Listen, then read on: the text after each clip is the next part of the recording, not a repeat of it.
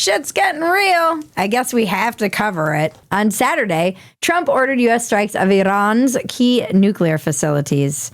A lot of people have been wish-casting World War III, and now they're freaking out that it might actually be here. I truly hate covering anything that's escalating or breaking because the news moves so fast, and we are always 24 hours behind. So who knows? We might all be nuked before this episode goes up, or nothing will happen at all. I don't know enough to know whether Trump's strike was good or bad or even effective. All I know is that I should have invested in flags because now everybody on the left is suddenly like, I stand with Iran.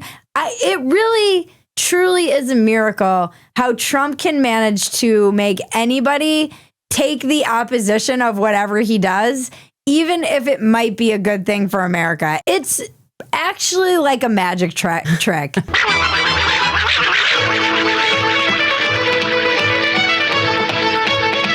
And pretty much everyone around Trump, it seems, told him not to attack Iran. Allegedly, J.D. Vance was against it, and Tulsi Gabbard was against it, and Pete Hegseth. J.D. Vance did all the Saturday morning shows saying that we weren't in it for regime change. But then he just went out and did it. He just tweeted it out. He just went out and Leroy Jenkins this shit. All right, thumbs up. Ready, guys? Let's do this. Leroy Jenkins! Oh my God, he just ran in. Look, I don't know. I don't know anything. I do know that if he can manage to kind of neutralize something that has been overshadowing, as long as I've been alive, Iran has been a problem. And if you can kind of neutralize this escalating threat, then I don't know if it's probably a good thing. At what point do I have to trust that my leaders know more than me? At some point, I would hope. I actually don't trust anyone, and I don't really know. But what I do respect, as someone with oppositional defiance disorder, is that Trump had the balls to make this move when everyone around him told him not to. Because when you need someone to be an asshole who ignores all precedent, Trump is your guy. But man, oh man, the podcasters, they were mad. Kim Iverson said she was voting Democrat for the first time in her life. And a lot of the MAGA influencers were like, this is our red line. And some people said that they were calling for his impeachment. And I mean, truthfully, I can't believe Trump didn't listen to the podcasters and the comedians about foreign policy. Podcasters are falling into the same trap that they've criticized mainstream media for, which is smelling their own farts and thinking it's the only fart smell in the world. One thing I learned when I was a libtard is not to underestimate Trump's instincts for what the normies actually want and not what the media says they want or thinks they want. And this goes for new media too. Guys, you caught the car. I've been telling you this. You see, new media is now also mainstream media. Either a lot of the people in new media didn't get that memo, or they're too egotistical to realize that they're falling into a same pattern that legacy media did, which is talking only to each other, being insulated in their bubbles, and thinking their audience is representative of everyone. We said this a couple weeks ago. Nobody learned from the Kardashians. Just because you have a huge audience doesn't mean your audience is smart or right. It just means you're entertaining, which good. Keep entertaining us. And then that's always confusing for me, where I'm like, I feel like this would be a good thing. Like, I would think it's like the B2s flew overnight. They're eating freaking Pop-Tarts and stuff. They've got Hot Pockets on these things. I didn't even know. I've learned a lot more about our abilities. There was a lot of trickery involved, and it seemed very much like Hegseth, for all his drunken inabilities, has managed to stop all of the leaking coming out of that White House. Nobody knew that this was even really happening. Trump was like, hey, we'll kick the can down 2 more weeks while the bombers were already on their way. I would think some of these influencers who have been like very MAGA would be like, hell yeah, this is amazing. But I found myself in this confusing position where I felt more MAGA than the MAGA influencers. I was like, oh, this is bad. And then the left is mad and the right is mad. And all the people that I've been ignoring and making fun of were mad at the same time, which obviously I had to do my very best not to publicly enjoy. There's just a funny thing, too, about influencers. They thought they were doing Trump a favor when he was like coming on all their podcasts, and they thought they had all this influence. And he's definitely a real estate dude. He was selling the fucking house to them, and they didn't really realize it. He doesn't need them as much as they need him, truly. He was using them.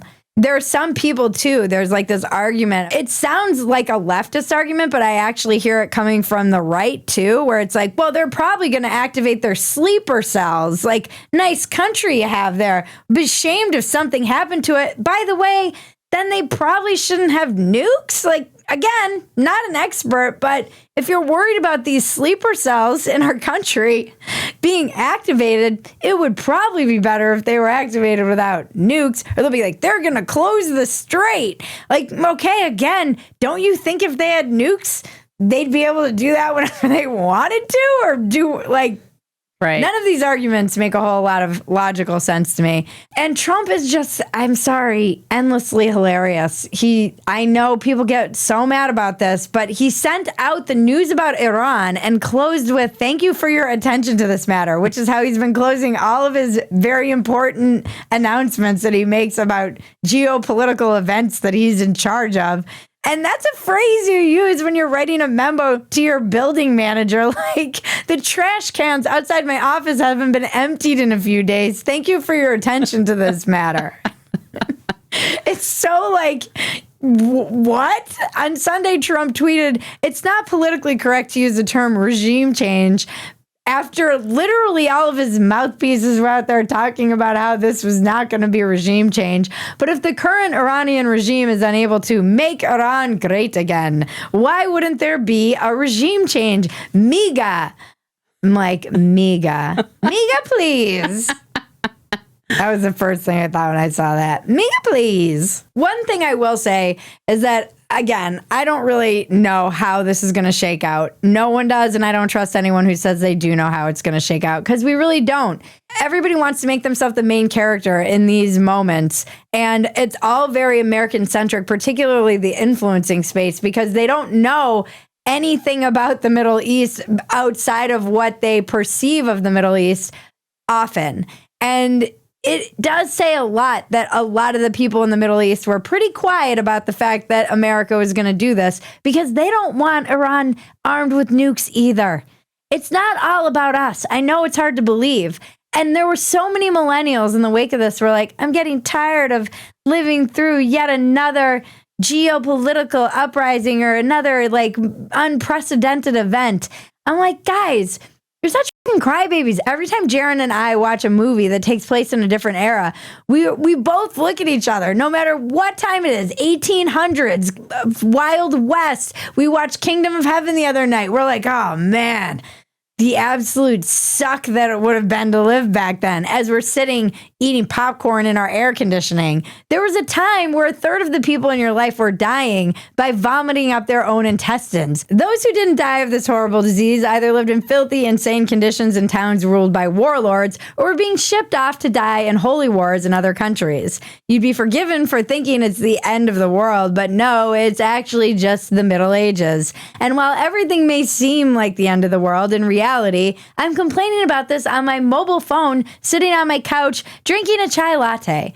Things can always be worse, and often are, and it's usually when it's something directly affecting you and your own family. We're a bunch of spoiled Americans inventing demon attacks, millennials on their couches tweeting about how Trump hurts their feelings.